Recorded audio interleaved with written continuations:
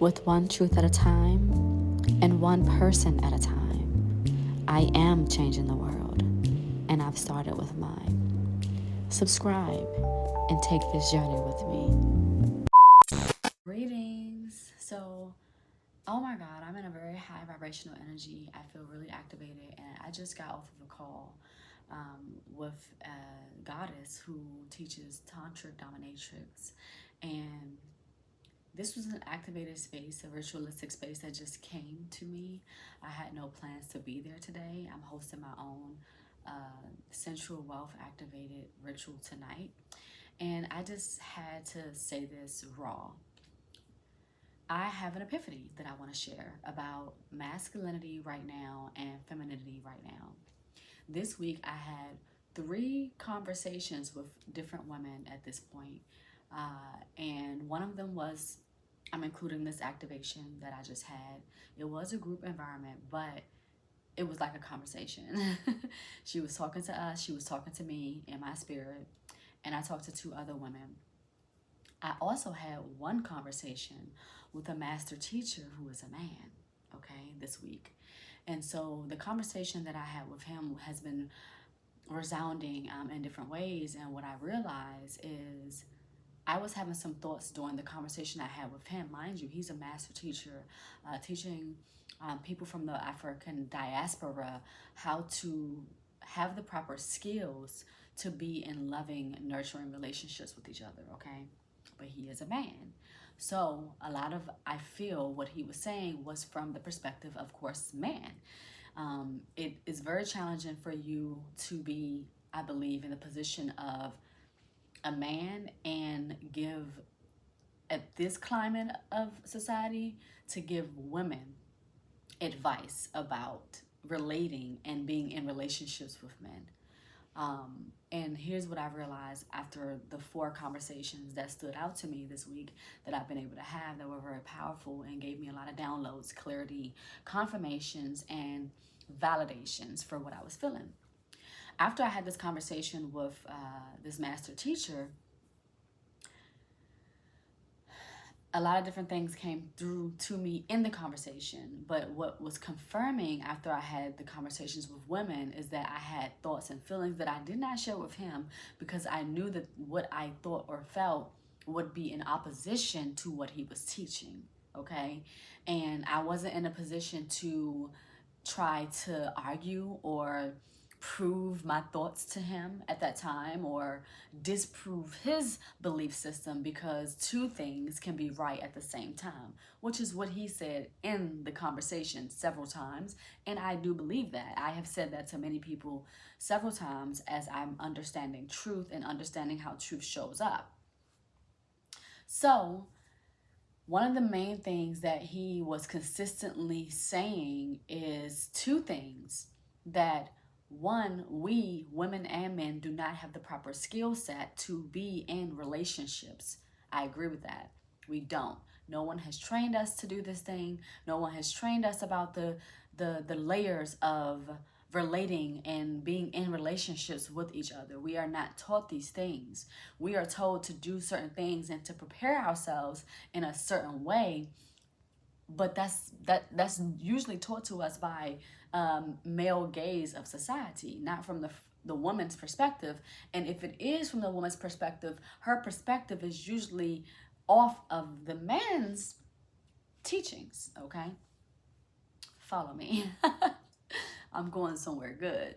So he said that we are not skilled. Women and men are not skilled. And he also said that that person that has the most skill set to maneuver through the relationship and understands how to deal with what challenges come up in relationships is the person that's typically leading in those skill sets, right?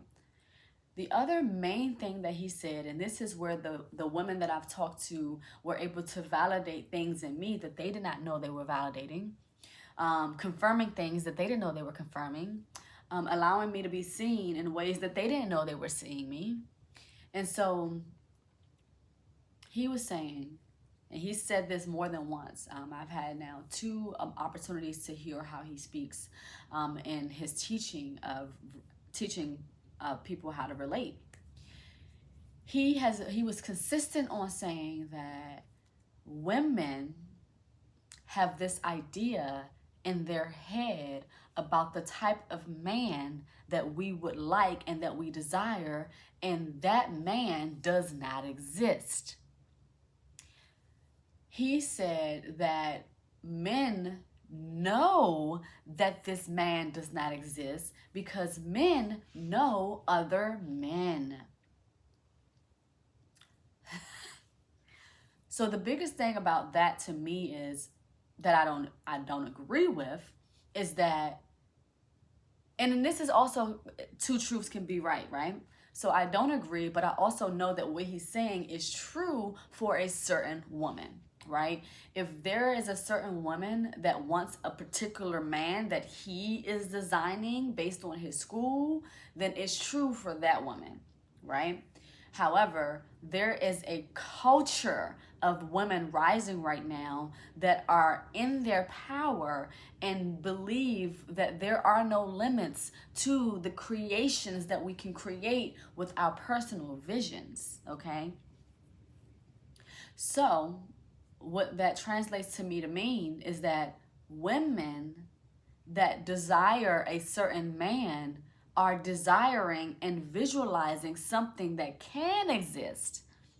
It doesn't exist yet. That's one point. We are in creation of this masculine energy. We are the creators of everything on earth as women. Therefore, it is us and our vision and our manifestation that is in the creation process of this man that he believes does not exist because they know each other. He's also speaking from the masculine perspective of the man from the African diaspora. That also puts us as women who are sought by every demographic of man on earth, not just the man from the African diaspora. Every man on earth desires the woman from the African diaspora, okay? So, understanding that, the men from the African diaspora, he says that they don't exist in the way that women have this idea of fantasy in our heads, right? He probably right? In this dimension, in this era, they probably don't exist. And that's probably why women are consistently enraged right now, departing from relationships, leaving their men, deciding to be alone, deciding to not have children, deciding to be lesbian. Why? Because he's right in a sense, right? That man does not exist. It is in our imaginations. But our imaginations are real things. Our manifestations and our dreams and our visions are real things. How we make them reality is where we're trying to figure out. So the Tantric Dominatrix gave me something beautiful that confirmed a lot more inside of me after all the conversations I've had this week. What I believe that she does, based on the 90 minutes that I just spent with her, is that she has defined a lifestyle for herself where she is the goddess of her world and she demands the world to treat her like she wants to be treated. One example that she gave is that she has services where men pay her to do stuff for her, not the other way around, right? In my earlier work as a cosmic sexuality doula, I was getting paid to provide a service to men. They were paying me to provide a service to them, right?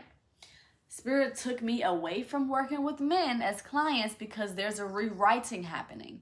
This conversation I had with her made me realize what's being rewritten because I have this fantasy in my head that I want to live out that doesn't exist yet. That's because I didn't create it yet. She and what she said and just being in the vibration of her is going to help me create it. She said that she has men paying her to clean her house because you are in the presence of a goddess. You are being gifted by having the opportunity to give me something that is a gift. that is the frequency that I would love to be on. That's the frequency that I've decided today that I will absolutely be on, because that's what I feel I deserve. I don't believe that I should do all this work to provide stuff to a man, specifically a man, to get a bit of crumbs, and I guarantee that she's charging them triple or quadruple what I was charging a man to provide a service to him. That feels unbalanced. I am a goddess in the making, growing in my power. You should gift me. You should want to gift me just for being alive in your presence. And so the man teacher saying that what we believe doesn't exist and we have to accept that that doesn't exist, I don't agree with that. Because to me, that's a spell and I'm breaking that shit. That's a curse. I'm breaking that shit. Because I believe that as the woman, especially the woman with the goddess power within her, she has the capacity to create any reality that she can think of. Men might not be able to create that, and that is probably the flaw in his teaching. They cannot create this fantasy woman that they have in their head that is soft, that is docile, that just surrenders to them, that just serves them. She does not exist. Why? Because that is not the divine truth of a goddess, of a woman, of God, the womb, the creator of all things on earth. All people on earth, all ideas on earth are formed from the womb.